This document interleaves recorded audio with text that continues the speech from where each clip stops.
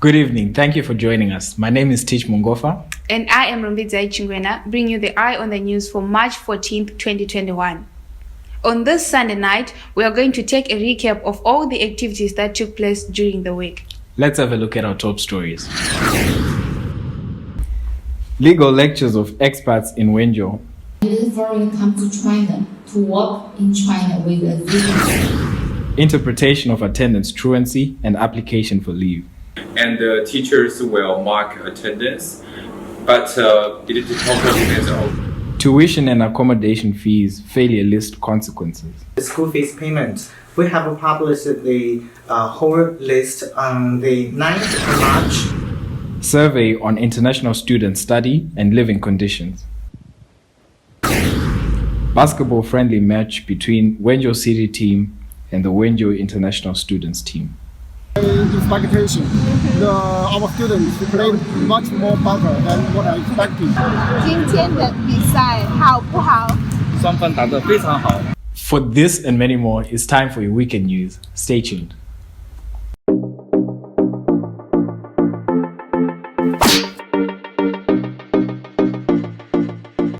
In order for international students and foreign friends who work in Wenzhou to feel at ease and not be puzzled by the legal and language difference while staying in Wenzhou and know more about their legitimate rights, Liu He law firm partner Jiang Ping on March 10 held a lecture for foreigners about legal affairs here in Wenzhou City.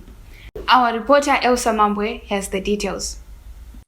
Liu He firm partner Jiang Ping, who is also the Deputy Director of Foreign Affairs Committee of the firm on legal affairs for foreigners who want to work in China, held a lecture today for foreigners in Wenzhou City. Signs a labor contract with a foreigner, and the foreigner comes to China to work in China with a visa.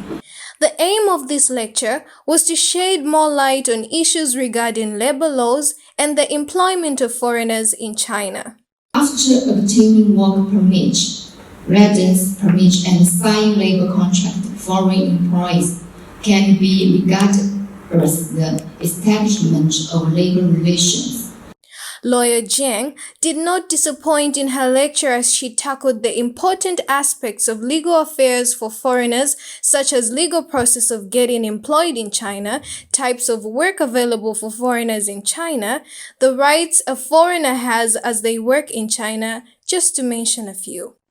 With most people in attendance being expats and final year students who are graduating this year, the lecture wouldn't have been more fitting as all their queries were attended to. The event ended with a tour in one of the most prominent museums in Wenzhou City at the premises of the Immigration Office, displaying some of its exquisite historical treasures. After the event, I had an opportunity to interview Barrister Joanne and a few other students in attendance. Okay, and today I give the lecture to foreigners about the employment in China. And first we should know minimum wage and the working hours and social insurance about the foreigners when working in China. And it will be similar to Chinese. The lecture was great. It was what we expected, and I think I learned a lot. After my graduation, I hope I get to see better opportunities in Wenzhou. We were able to find out what's legal when working here in China, and the process where you need to get a work visa and a work permit. She also highlighted the kind of rights a foreigner has when working here in China, and also the compensations you get. Elsa Mambwe, iSCB TV, Wenzhou Immigration Premises. Thanks, Elsa. Coming up, interpretation on attendance truancy and application for leave.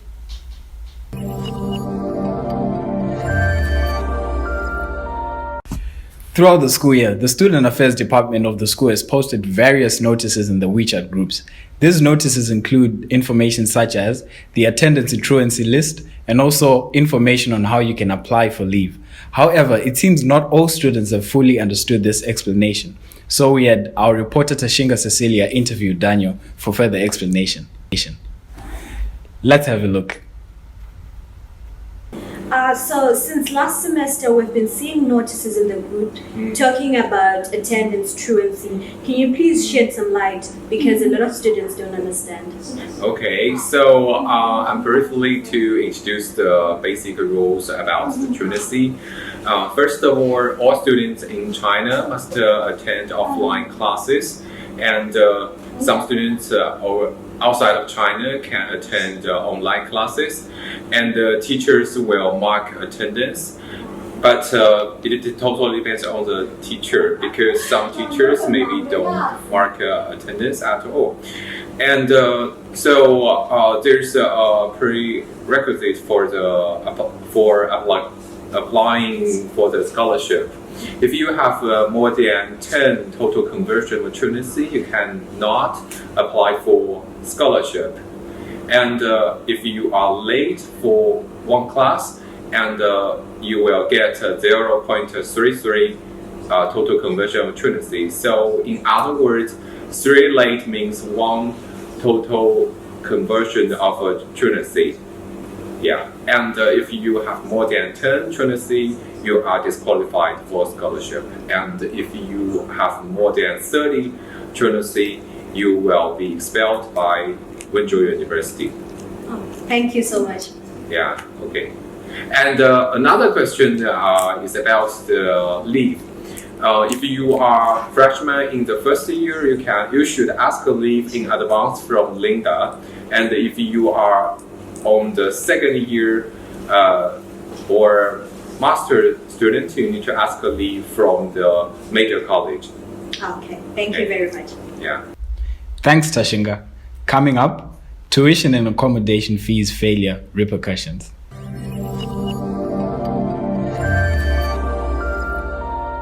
The College of International Education recently announced that the final deadline for tuition payments set by the university to be March 18, 2021. While the vast majority of the students have completed paying their tuition and accommodation fees, for those who are yet to complete theirs and are wondering what will happen after the upcoming deadline, our reporter Teresa Cassandra Saini spoke to Mr. Ethan for more and further details. Let's take a look. Anyways, I have some few questions that I wanted to ask you. Okay. So the school says that like the deadline for the school fees payment this time around is the 18th of March. So what will happen to those students who still fail to pay their school fees even after the deadline, which is the 18th of March? Yeah, I'm sorry to say that there are still some students in the failure list of the school fees payment. We have published the whole list on the 9th of March, which was the newest data from the financial office. Each student has a student counselor they need to contact. And we also sent the list to the major college. That means each student can get the information correctly. So they need to contact the student counselor and explain why they still haven't paid the school fees. And they need to know that the failure to make the school fees payment means they need to face the forced dropout, which means they will be expelled from Wenzhou University. Oh wow, that's really bad. So what about those who paid late? Like what will happen to their scholarships if they paid maybe after the deadline but still paid? Yeah, delayed school fees payments will influence their scholarship in this coming semester. But the scholarship review committee will have a final discussion about how to form the disqualified list for the scholarship review. Oh, yeah, that means we need to stay tuned about the disqualified list. Oh, that's something. Anyways, thank you so much for your time. You're welcome. That's it from Teresa. Coming up, survey on international students' living and study conditions.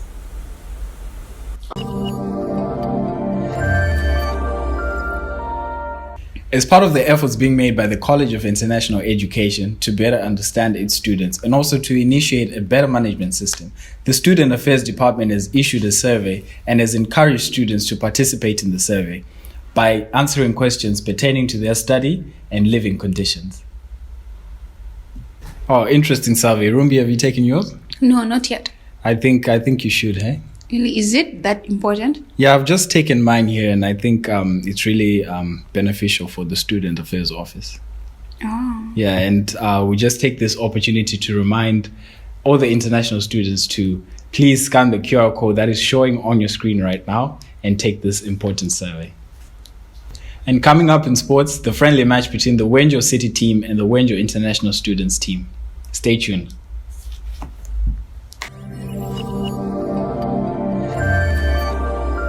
Now in sports, the champions of Wenzhou City Basketball League last Thursday played a friendly match against Wenzhou University International Students Basketball team at the North Campus Gymnasium.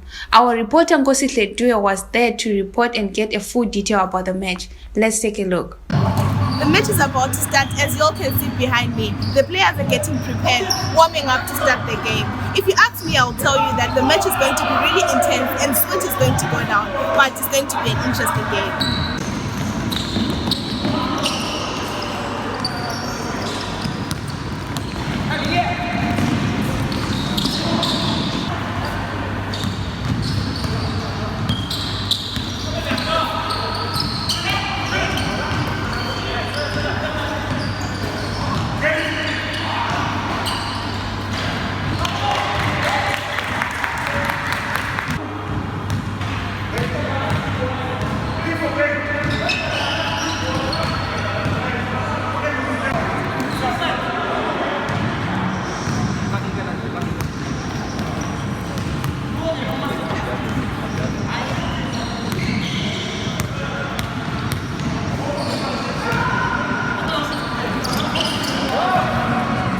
After speaking to the coach of the city team and the captain of the Wenzhou University team, this is what they had to say. 今天的比赛好不好？双方打得非常好 ，good。The guys played really well. I didn't expect it since we had a game a few days ago. So most of the guys were tired, but they really performed well. Oh, it is beyond my expectation. Our students played much more better than what I expected. And because their team is the professional team at the city, they have won for 3 years. They are the champion. So the match has finally come to an end, and unfortunately our team trailed behind with 51 against 55. From my opinion, I think that they really did good, considering the fact that this team is the champion team in Wenzhou City, winning 3 champions in a row. Nkosihle Due, iSCB TV. Wow, our basketball team did their best. Yeah, they really tried. LeBron has nothing on those guys. Nothing. Yeah. And that's it for tonight. My name is Rumbidza Ichingwena. I'm Tich Mungofa. Take care of yourselves and each other. Good night. Oh, I thought you said take care of yourselves. Anyway, Gemini said we should show chemistry. We're showing you chemistry. They could be in the same.